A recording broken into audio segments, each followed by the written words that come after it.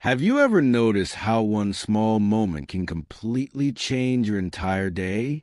You wake up feeling normal, nothing special, just another ordinary morning. Then something happens.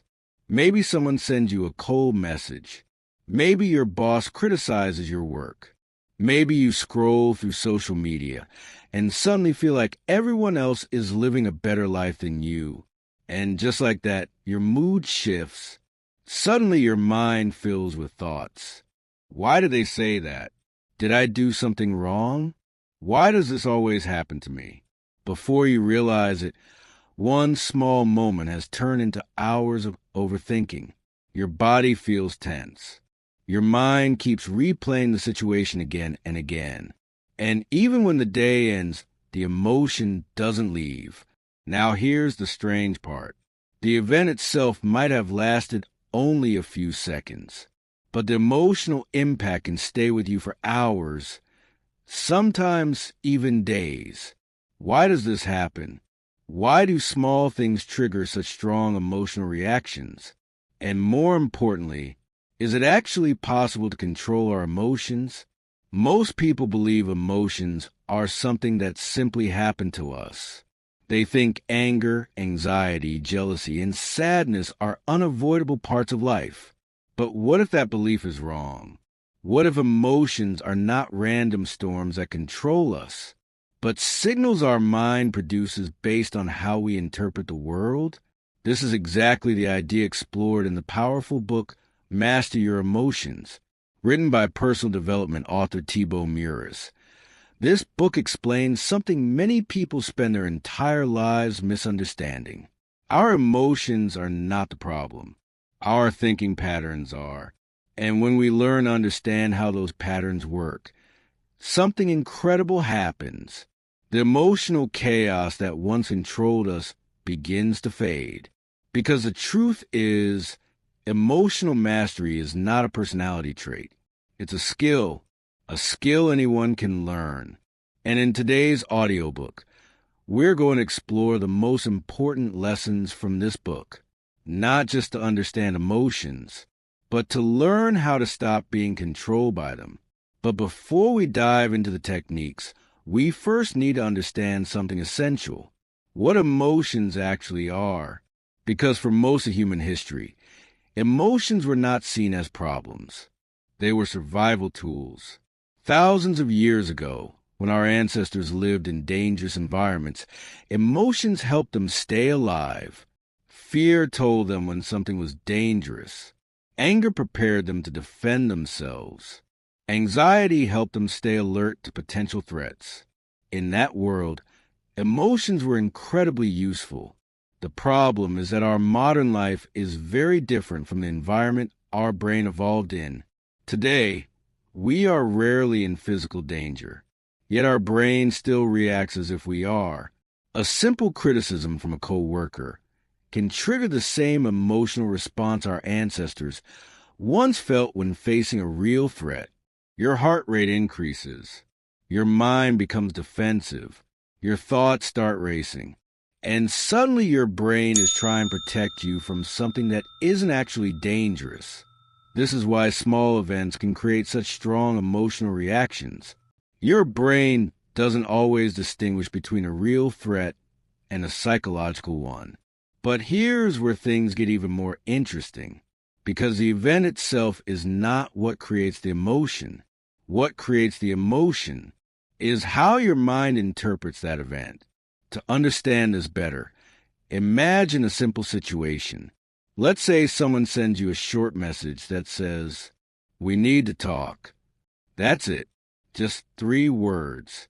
Now notice what your mind does next. Some people immediately think, "I'm in trouble." Their heart rate increases. Anxiety appears. Their mind starts imagining worst-case scenarios. But another person might read the same message and think, maybe they just want to discuss something.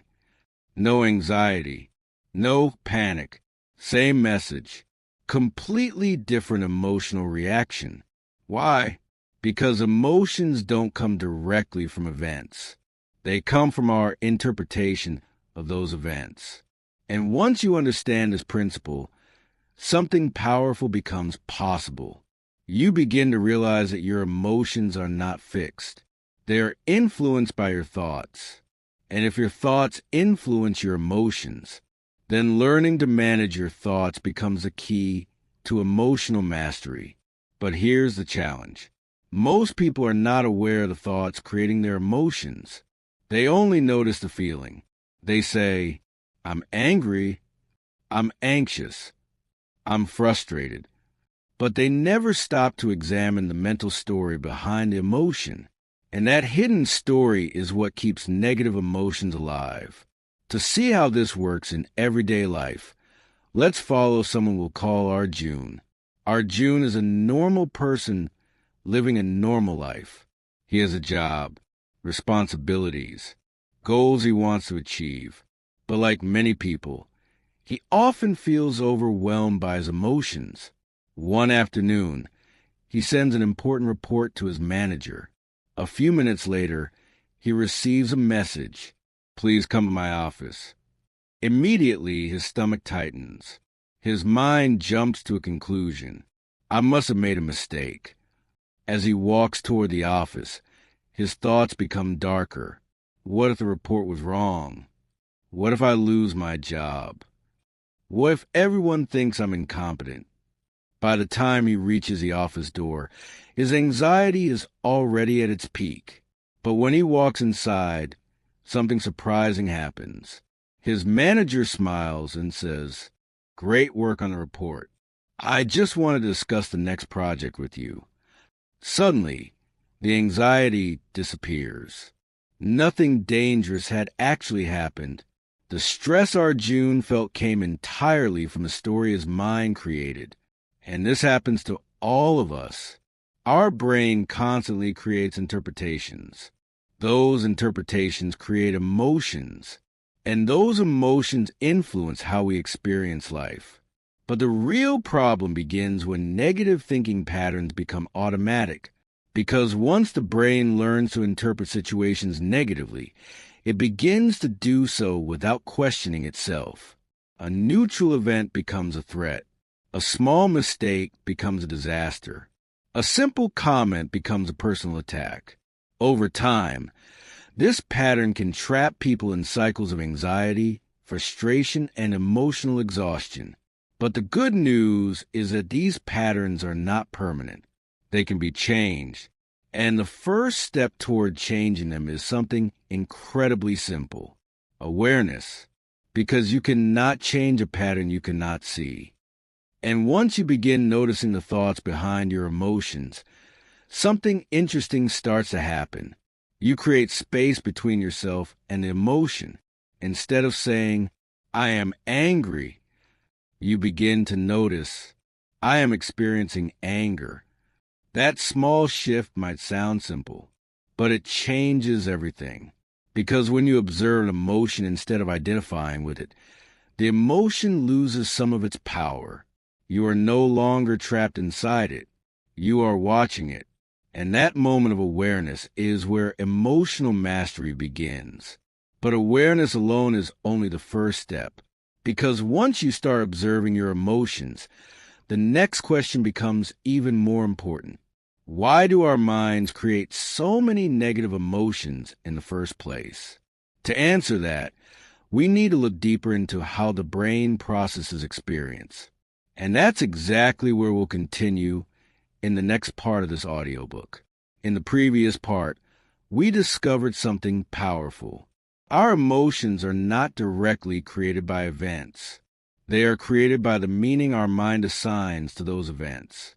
Two people can experience the exact same situation and feel completely different emotions. But this leads to an even deeper question. If our interpretations create our emotions, then why does the mind so often choose negative interpretations? Why do we assume the worst? Why does our brain jump to fear, anger, or anxiety so quickly? To understand this, we need to look at how the human brain evolved. For most of human history, survival depended on noticing danger. Our ancestors lived in environments where missing a threat could mean death. If they ignored a strange sound in the bushes, it might be a predator. If they trusted the wrong person, it could be fatal. Because of this, the human brain develops something psychologists call a negativity bias. This means our brain naturally focuses more on negative information than positive information. In other words, the brain is wired to detect problems. Thousands of years ago, this bias helped humans survive. But in the modern world, this same survival mechanism often creates unnecessary emotional stress. Your brain scans your environment, constantly looking for possible threats. But today those threats are rarely life or death situations. They are things like criticism, rejection, uncertainty about the future, or comparison with other people. Yet the brain reacts as if these situations are extremely dangerous. And this creates a cycle of negative emotions. To see how powerful this bias can be, imagine Arjun again. One evening after work, he scrolls through social media. He sees photos of friends traveling, buying new houses, celebrating promotions. Within minutes, a thought appears.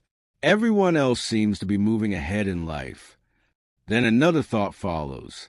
Maybe I'm falling behind. Soon the comparison grows stronger.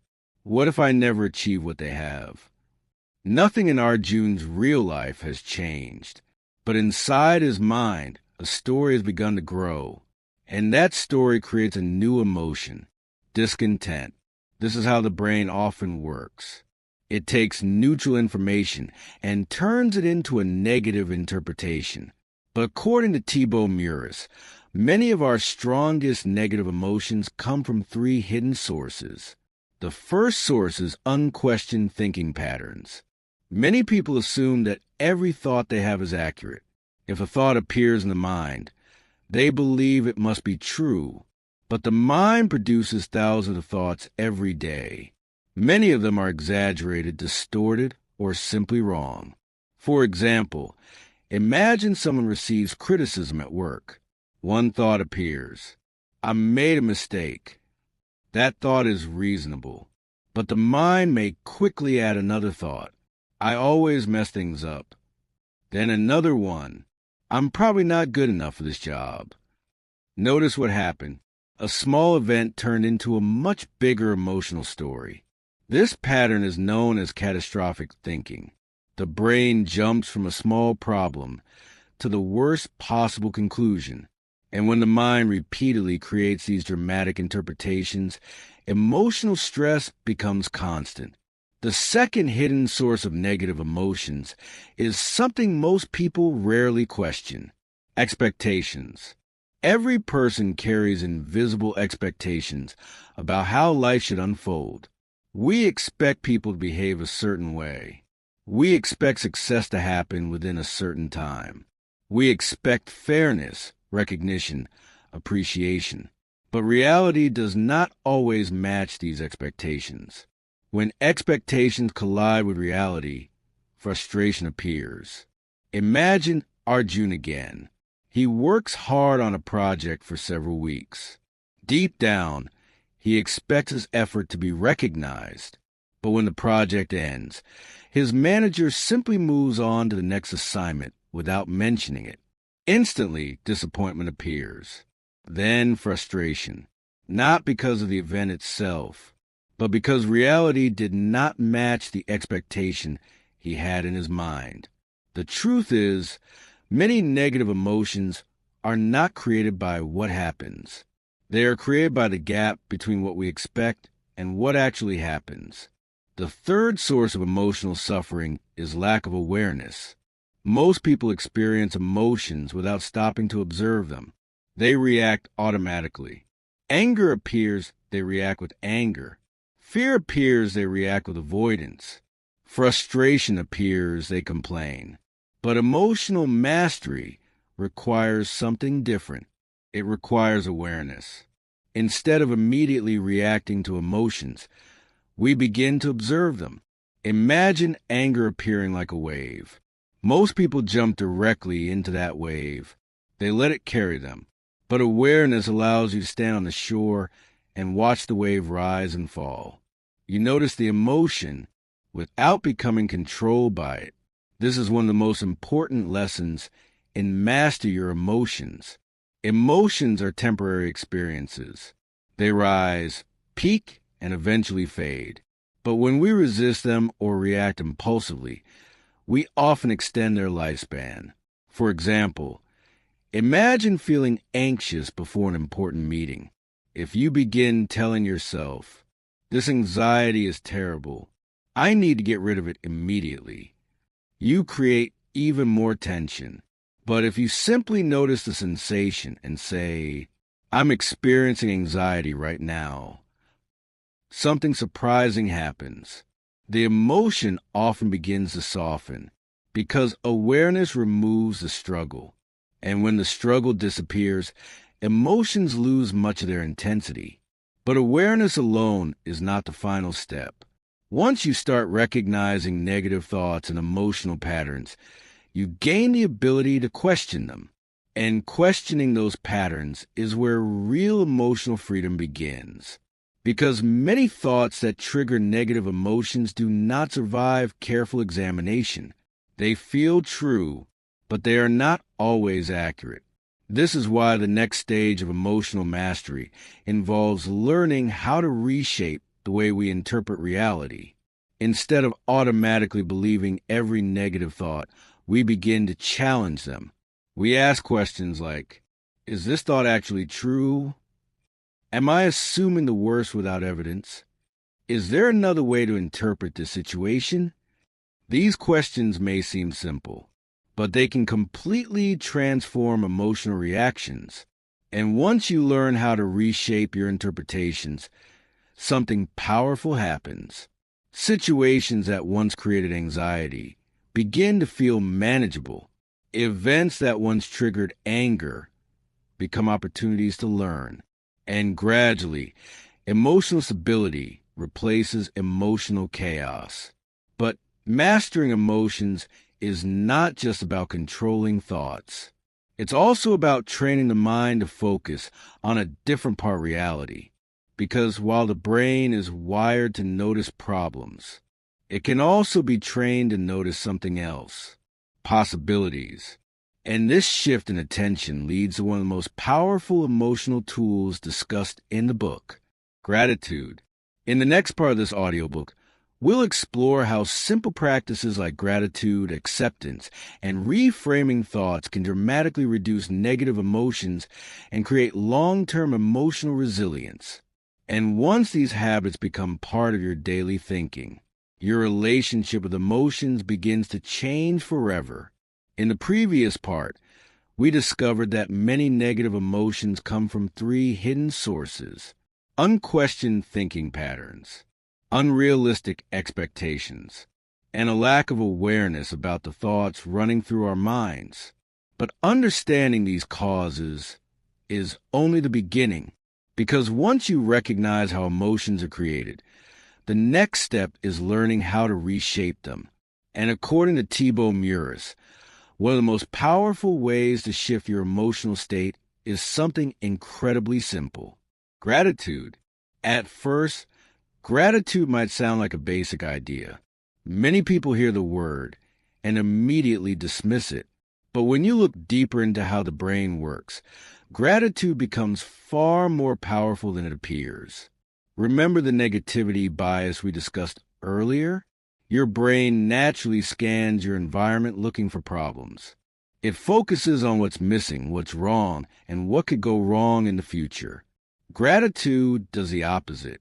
It trains your mind to notice what is already working. Instead of focusing on lack, you begin to focus on abundance. Imagine Arjun again.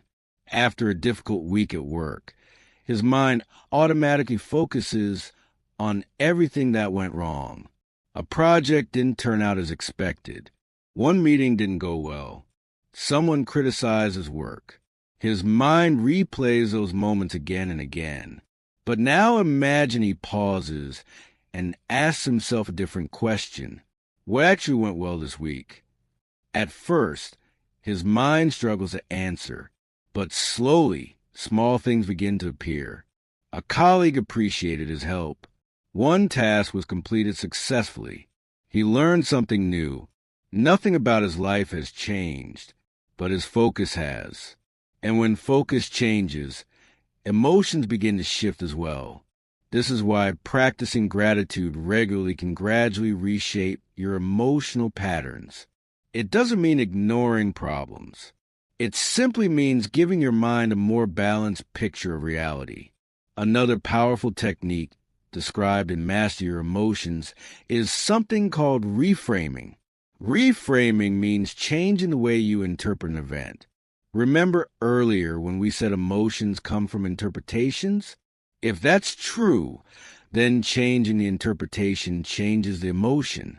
For example, imagine someone criticizes your work. Your first thought might be, they don't respect me. That thought creates anger. But if you pause and reframe the situation, a different interpretation becomes possible. Maybe this feedback could help me improve. Now the emotions shift from anger to curiosity. The event didn't change, but the meaning did. Reframing does not mean pretending everything is positive. It simply means looking at situations from a broader perspective. Many situations that feel negative in the moment eventually turn out to be valuable experiences. Think about challenges you faced in the past. At the time, they might have felt frustrating or painful, but later, those same experiences may have taught you something important. They made you stronger, wiser, or more resilient. This is why reframing is such a powerful emotional skill. It allows you to transform obstacles into opportunities for growth. But perhaps one of the most important lessons in the book is about something many people struggle with: acceptance. When negative emotions appear, most people instinctively resist them. They tell themselves, I shouldn't feel this way. I need to get rid of this feeling immediately. But resisting emotions often makes them stronger. It's like trying to push a beach ball underwater. The harder you push, the more forcefully it pops back up. Acceptance works differently. Acceptance means allowing emotions to exist without immediately trying to eliminate them. If sadness appears, you acknowledge it. If frustration appears, you notice it. You don't judge the emotion. You simply observe it. And when you do this, something interesting happens. Emotions begin to move through you more quickly, because emotions are temporary experiences. They are waves that rise and fall. But when we resist them, we accidentally extend their life. Acceptance allows emotions to complete their natural cycle. Over time, this practice creates emotional resilience. You no longer fear emotions. You simply experience them. And when emotions stop feeling like enemies, your relationship with them changes completely. This is the essence of emotional mastery. Not eliminating emotions, but understanding them, observing them, and responding to them with awareness instead of reaction. Returning to our June story, imagine how his life begins to change once he learns these ideas. When criticism appears, he pauses before reacting. When negative thoughts arise, he questions them instead of believing them automatically. When frustration shows up, he reframes the situation and looks for the lesson. And when emotions feel overwhelming, he allows them to pass rather than fighting them. Gradually, something remarkable begins to happen. Situations that once triggered stress no longer have the same power. His mind becomes calmer. His reactions become more thoughtful. And life feels less like an emotional roller coaster. Of course, emotional mastery does not happen overnight. Just like physical fitness, it develops through practice. Every moment of awareness strengthens the mind. Every reframed thought weakens negative patterns. Every act of gratitude trains the brain to focus on possibility instead of limitation. Over time, these small changes create a powerful transformation. And that brings us to the most important lessons from Master Your Emotions. Let's briefly review the key takeaways. First, emotions are signals, not enemies. They are messages created by the brain to help us respond to situations. Second, events do not directly create emotions. Our interpretation of those events determines how we feel. Third, many negative emotions come from unconscious thinking patterns and unrealistic expectations. Becoming aware of these patterns is the first step to changing them. Fourth, gratitude can retrain the brain to notice positive aspects of life instead of focusing only on problems. Fifth, reframing allows us to interpret situations in ways that create growth instead of suffering. And finally, acceptance is the foundation of emotional resilience. When we stop fighting emotions and start observing them, their power over us decreases. These lessons remind us of something important. Life will always include uncertainty, criticism, disappointment, and challenges. No amount of personal development can eliminate those experiences completely. But what we can change is how we respond to them. And when we change our response, we change our emotional life. So the next time you feel overwhelmed by anger, anxiety, or frustration, pause for a moment, observe the emotion, notice the thoughts behind it, and ask yourself one simple question. Is there another way to see the situation? That question alone can begin transforming the way your mind experiences reality. Because emotional mastery is not about controlling the world around you. It's about understanding the world within you. And once you begin that journey, your emotions stop controlling your life. You begin mastering them. If this audiobook added value to your life, take a moment to like the video and share it with someone who needs it. And if you want more powerful ideas like this, don't forget to subscribe to the channel. Thank you for listening, and I'll see you in the next one.